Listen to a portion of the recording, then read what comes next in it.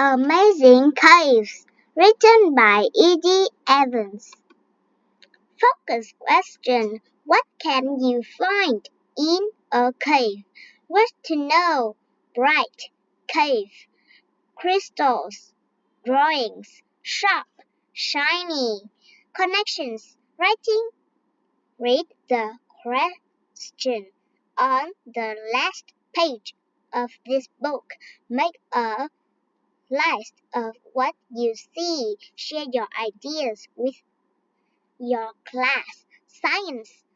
Pick two caves from the book. Tell a partner how they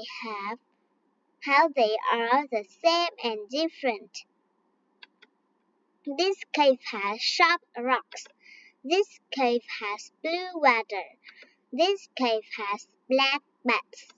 This cave has big crystals. This cave has bright worms. This cave has old drawings.